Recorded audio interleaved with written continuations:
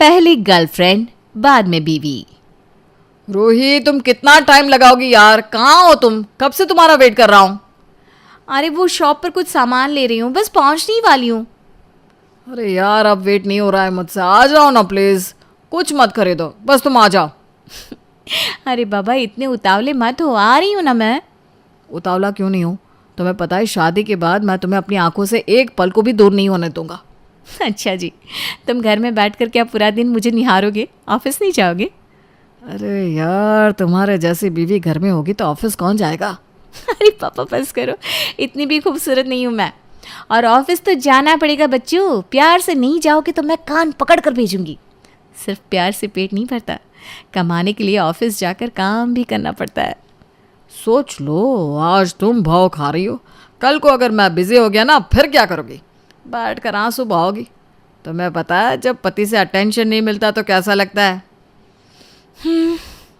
अच्छा ही लगता होगा, थोड़ी पत्नी को राहत मिलती होगी। अच्छा फ़ोन रखो पापा, मैं पहुंच गई हूँ। रूही ऑटो में बैठकर पुरानी बातों के ख्यालों में खोई हुई थी। तभी उसका फ़ोन रिंग करने लगता है। अरे रूही, तुम ऑफिस से निकल गई क्या? हाँ, अभी अभी निकली हूँ। क्या हुआ? आते समय प्लीज़ सब्जियां लेते आना, घर में एक भी सब्ज़ी नहीं है। और ऐसा करना, एक पैकेट ब्रेड और दूध भी लेकर आना सुबह के नाश्ते के लिए। ठीक है, ले आऊँगी। रोज़ एक ही बात बताने के लिए कॉल करते हो तुम। घर पहुँचने के बाद। रूही, ये लो तुम्हारी चाय। अच्छा, सब्जी लाई हो ना तुम? चाय पी लो, फिर डिनर भी बनाना है। मैं सब्जी बना देता हूँ, तुम रोटी सेंक देना। हाँ बाबा, लाई हूँ, उधर बैग में रखी है। ये सब्जी भाजी और ग्रॉसरी के अलावा और कोई बात नहीं है क्या तुम्हारे पास करने के लिए? अभी कब होठ से लगाया है और तुम्हें अभी रोटी बनवानी है मुझसे। अरे चिढ़ क्यों रही हो रूही? मैंने तो बस इतना ही पूछा ना कि सब्जी लाई हो कि नहीं। तो मैंने भी तो यही कहा ना आकाश, कि क्या हम दोनों जब भी बात करेंगे हमेशा सब्जी भाजी के बारे में ही बात करेंगे? हमारे बीच में क्या एक सब्जी लाने जितना ही अटैचमेंट बचा है अब? तुमने कभी नोटिस किया है तुम आजकल मुझसे फ़ोन पर बात कैसे करते हो? बिल भर दिए, ग्रोसरी खरीद ली, बाइक के पैसे दे दिए, मतलब यही कन्वर्सेशन बचा है क्या हमारे बीच में? हस्बैंड वाइफ के बीच में और कोई बात नहीं होती क्या? तुमसे शादी करने से पहले मैंने पता नहीं क्या क्या सपने देखे थे। सोचा था तुम्हारे साथ घंटे 2 घंटे का वक्त बिताने में मुझे इतना अच्छा लगता है, तो सारी ज़िंदगी तुम्हारे साथ बिताने में कितना अच्छा लगेगा। कितनी हैपनिंग लाइफ होगी हमारी। हम लोग साथ मिलकर मूवी देखेंगे, बातें करेंगे, दुनिया घूमेंगे, सारी दुनिया को भूलकर एक दूसरे में खोए रहेंगे। लेकिन देखो क्या कर रहे हैं हम। तुमसे मिलने के लिए 1-1 घंटा तैयार होती थी मैं, इतनी एक्साइटेड होती थी, लगता था उन 2 घंटों के लिए मैं दुनिया की सबसे खास लड़की हूँ। कितने अलग थे तुम, मुझे स्पेशल फील कराने में तो तुमने कोई कभी कसर नहीं छोड़ी। और अब तुम्हारे सामने होने के बाद भी तुम नोटिस तक नहीं करते हो कि मैंने क्या ड्रेस पहनी है, किस कलर की पहनी है, बाल बंधे हैं कि खुले हैं। अब तुम्हें मेरी किसी भी बात से कोई फर्क ही नहीं पड़ता। रूही, ये मेकअप, कपड़े, ड्रेस, ज्वेलरी देखने के अलावा भी बहुत सारे ज़रूरी काम है मेरे पास। ठीक है, तब हमारी शादी नहीं हुई थी, हम लोग घंटे 2 घंटे के लिए मिलते थे, तुम सामने आती थी तो सब कुछ अपने आप नोटिस हो जाता था। अब शादी हो गई है हमारी, एक दूसरे के साथ इतना वक्त बिता चुके हैं, ऐसा सरप्राइज जैसा तो कुछ है ही नहीं अब। और भी बहुत सारी ज़रूरी चीज़ है ज़िंदगी में, उन पर भी तो ध्यान देना है ना। और हम कोई बच्चे नहीं रहे कि छोटी से छोटी बात एक दूसरे को बताते रहे, जताते रहे। मैं जानता हूँ तुम मुझसे प्यार करती हो, तुम भी जानती हो मैं तुमसे प्यार करता हूँ। अब इसका मतलब ये तो नहीं ना कि सब काम धंधा नौकरी छोड़कर दिन के 24 घंटे सिर्फ एक दूसरे का हाथ पकड़ कर बैठे रहे और बस आई लव यू कहते रहे। अगर ऐसा करेंगे तो घर कैसे चलेगा? प्रैक्टिकल लाइफ में ना रूही, ऐसी ही होती है शादीशुदा ज़िंदगी। सुबह उठकर काम पर जाना पड़ता है और शाम को जब बंदा थक हार कर घर में घुसता है तो उसे प्यार नहीं सूझता, थोड़ा सा आराम सूझता है। हस्बैंड वाइफ जब एक दूसरे के मन की बात समझते हैं, एक दूसरे की थकान और स्ट्रगल को समझकर एक दूसरे को सपोर्ट करते हैं, वही प्यार होता है। जीवन भर प्यार का मतलब लाल गुलाब और मीठी मीठी बातें नहीं हो सकता। शादी के बाद साथ में खाना बनाने, सफाई करने, ग्रोसरी करने में ही प्यार होता है। तुम्हें क्या लगता है लाइफ कोई फेरी टेल होती है जिसमें मैं राजा हूँ और तुम रानी हो, जिसमें सब कुछ अच्छा ही होता रहेगा? अरे ये राजा रानी की कहानी से बाहर आओ और सच का सामना करो। मुझे शादी के बाद ऐसी बोरिंग लाइफ नहीं चाहिए आकाश। पता नहीं क्यों मैंने शादी कर ली, करनी ही नहीं चाहिए थी मुझे। अरे यार, तुम तो बात बात पर भड़क जाती हो। मैंने तुमसे कुछ गलत कहा है क्या जो तुम लड़ने को तैयार हो रही हो? अब तुम ही बताओ, और क्या बात करूं मैं तुमसे? ये पूछूं तुम्हारा नाम क्या है, तुम्हें खाने में क्या पसंद है? अरे तुम्हारी पसंद नापसंद सब कुछ बहुत अच्छी तरह से जानता हूं मैं, और उसका ख्याल भी तो रखता हूं। जानता हूं कि ऑफिस से आकर सबसे पहले चाय चाहिए होती है, तो मैंने तुम्हें बनाकर दी ना चाय। ये प्यार नहीं तो क्या है? आराम से चाय पियो, उसके बाद खाना बनाते हैं, फिर सुबह की तैयारी करेंगे। बस यही तो बात है ना आकाश, इसी बात से मुझे चिढ़ है। हमारी लाइफ इतनी बोरिंग हो चुकी है ना कि हमें एक दूसरे के बारे में सब कुछ पता है, कोई एक्साइटमेंट ही नहीं है हमारी लाइफ में, कोई फ्रेशनेस नहीं है। रोज हम वही रूटीन काम करते हैं। मैं ऑफिस से निकलती हूँ तो मुझे फोन करके भिंडी टिंडा और तोरी लाने के लिए कहते हो, घर आके हम लोग चाय पीते हैं, रात का खाना बनाते हैं, खाकर सो जाते हैं। ऑफिस जाओ तो वही चार लोग, उनकी बोरिंग शक्ल देखने को मिलती है, वही डेटा एनालिसिस, वही क्लाइंट मीटिंग्स। मैं फेड अप हो गई हूँ यार। ऐसी मशीनों वाली जिंदगी कौन जीता है? तो और क्या चाहती हो तुम? तुम्हें चांद पर ले जाऊं?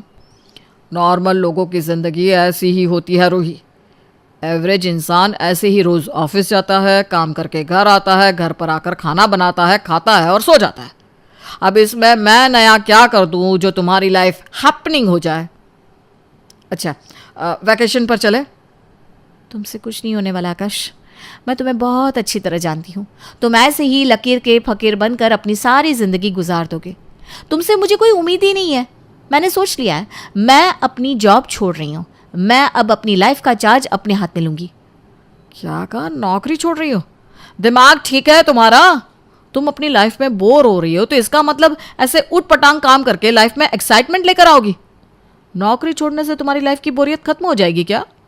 इतनी अच्छी जॉब है तुम्हारी, इतनी मेहनत करके यहाँ तक पहुँची हो, नौकरी छोड़ दोगी तो करोगी क्या?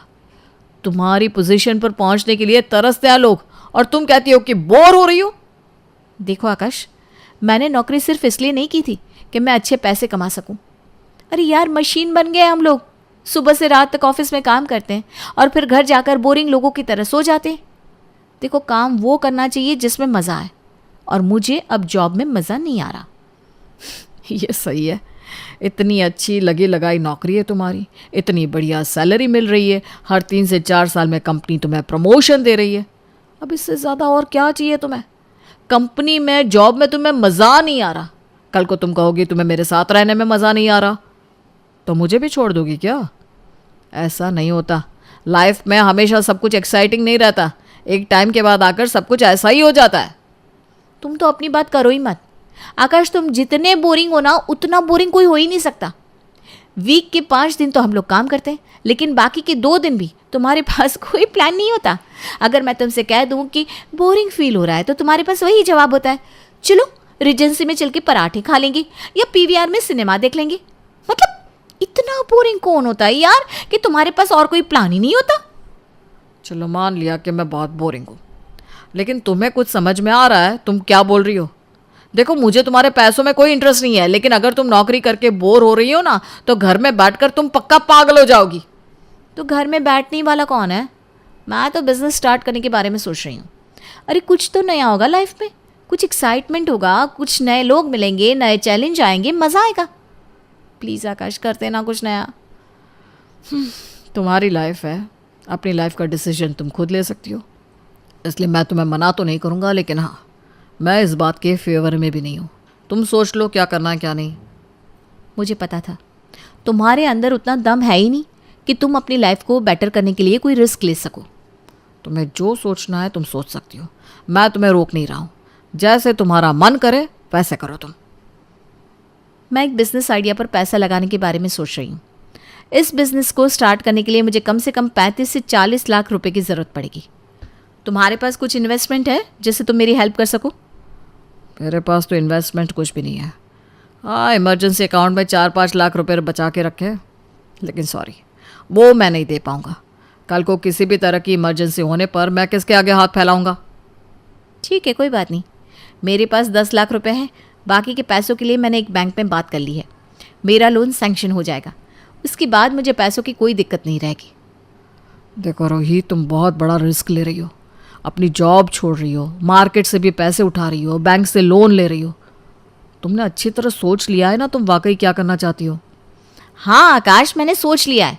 ये भिंडी और टिंडे खरीद के मैं बोर हो गई हूँ। अब आज से सब घर गृहस्थी की जिम्मेदारी तुम्हारी। मैं अपना पूरा फोकस अपने बिजनेस को देना चाहती हूँ। कुछ दिन के लिए मुझे इन सब झंझटों से छुटकारा चाहिए। ठीक है, वो सब तो मैं संभाल ही लूँगा रूही, कोई परेशानी नहीं है। तुम अपने बिजनेस में ध्यान लगाओ।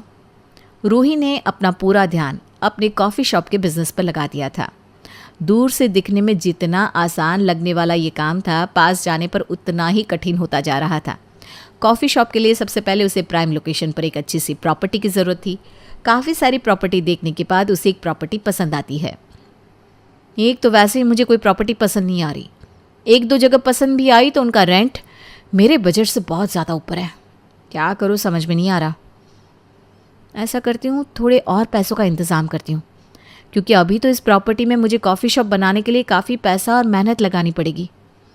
पैसों का इंतज़ाम करने के बाद इंटीरियर डिज़ाइनर से रूही ने शॉप का पूरा इंटीरियर डिज़ाइन करवाया और कैफेटेरिया तैयार होने के बाद स्टाफ की तलाश में लग गई। आकाश, अभी तो कॉफ़ी शॉप स्टार्ट भी नहीं हुई, मैं तो अभी से थक गई हूँ। शॉप की काम तो ख़त्म होने का नाम ही नहीं ले रहा है। समझ में नहीं आ रहा ये सब कब ख़त्म होगा। अरे अब जब नया काम शुरू किया है तो थोड़ा हिम्मत से काम लो। थोड़ा समय लगेगा लेकिन सब हो जाएगा। कुछ दिनों के बाद। क्या बात है रूही, आजकल तुम बहुत बुझी बुझी सी रहती हो, घर आकर बातचीत भी नहीं करती। कुछ परेशानी है क्या? कुछ समझ में नहीं आ रहा आकाश। 2 महीने से ज़्यादा हो गया है, शॉप का काम ख़त्म होने का नाम ही नहीं ले रहा। ऊपर से पानी की तरह पैसा लगता ही जा रहा है वो अलग। ये स्टार्टअप मेरे बजट से कई गुना आगे पहुंच गया है। अब मैं ऐसी कंडीशन में हूँ कि मेरा पूरा बैंक बैलेंस खाली हो चुका है। बैंक से लोन ले रखा है मैंने और अपने दोस्तों से भी। अब डर लग रहा है कि पता नहीं कब ये कैफ़े शुरू होगा और इनकम स्टार्ट होगी। इस कैफ़े के चक्कर में ना मैं पूरी तरह से खाली हो गई हूँ। ऊपर से अच्छा स्टाफ भी नहीं मिल रहा। जो कैंडिडेट पसंद आता है उसकी सैलरी एक्सपेक्टेशन इतनी हाई है कि क्या बताऊँ। देखो, सैलरी तो मार्केट में चल रहा है, उतनी तुम्हें देनी ही पड़ेगी। कम सैलरी में कोई क्यों तुम्हारे पास काम करेगा। ज़्यादा सोचो मत, फ़िलहाल स्टाफ हायर करके अपना काम स्टार्ट कर दो। आकाश की बात मानकर रूही स्टाफ को हायर करके अपना कैफ़े स्टार्ट करती है। कई महीने बीत जाते हैं लेकिन अभी भी कुछ नहीं हो पा रहा था।